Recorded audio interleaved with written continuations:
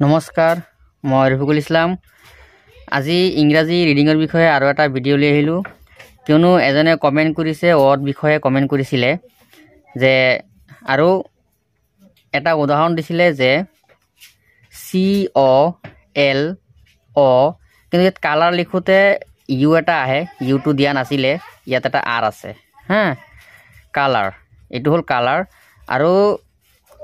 তেখেতে কৈছিলে যে অৰ সাউন্ডটো ওই বুলি কৈছিলে অৰ সাউন্ডটো ওই বুলি কৈছিলে কিন্তু অৰ সাউন্ড ওই কেতিয়াও নহয় ইয়াত চোৱা আমি যদি অৰ সাউন্ডটো সঠিককে জানিব খোজো তেতিয়াহলে অৰ মানে অৰ বুলি নহয় যিকিনো ভাৱেল মানে পাঁচটা ভাৱেল আছে আৰু এই পাঁচটা ভাৱেলৰ সাউন্ডটো যদি আমি জানিব খোজো তেতিয়াহলে আমি জানিব লাগিব যে ভি সি ভি আৰু সি ভি সি এই দুটা নিয়ম জানিব লাগিব এই দুটা নিয়মত যদি অ থাকে ভিসিবিত অর সাউন্ড ও হয় আৰু সিবিসিত or sound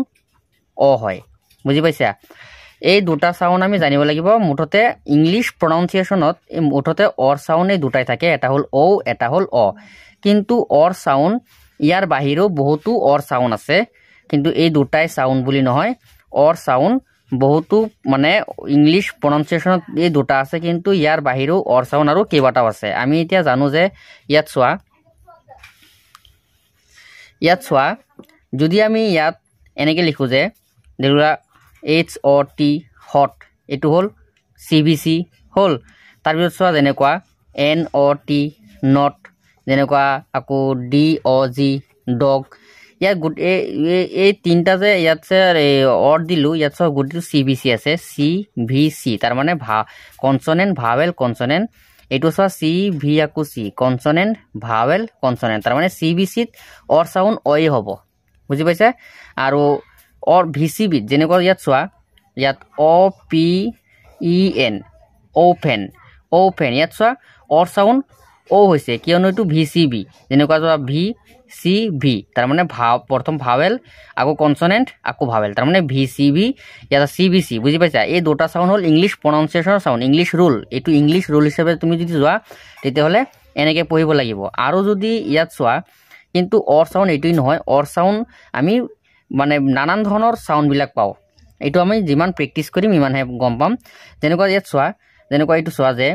D O N তো কি হৈছে ডন কিন্তু ইয়াত ই এটা দি দিলে ডান হৈ যায় কিন্তু এটো কিন্তু ভিসিবি রুলত গৈছে কিন্তু ভিসিবি রুলত গলো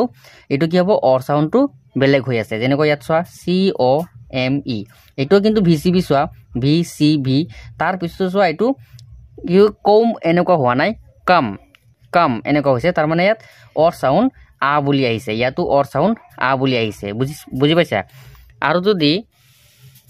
ইয়াত চোৱা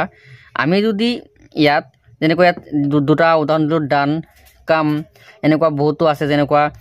তুমি যদি ডবল অ থাকে এনেকুৱা ডবল অ থাকে তেতিয়াহলে ইয়াৰ সাউন্ডটো উকাৰৰ দৰে আহে যেনেকুৱা তুমি ইয়াত চোৱা যেনেকুৱা এস ডবল অ এন সুন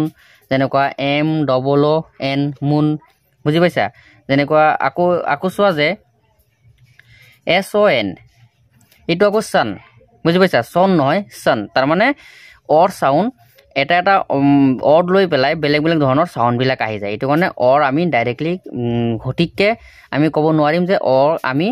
ঔকাৰ বা অ বুলি ক'ব নোৱাৰো কাৰণ অৰ সাউন্ড বিভিন্ন ধৰণৰ মানে বিভিন্ন অড লৈ অৰ সাউন্ড বিলাক আহে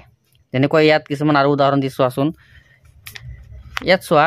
আমি যদি এনেকৈ লিখো যে বি এল ডবল অ ডি ইয়াত চোৱা আকৌ ডবল অ আছে কিন্তু উকাৰ হোৱা নাই কি হৈছে ব্লাড তাৰ মানে ইয়াত ডবল অ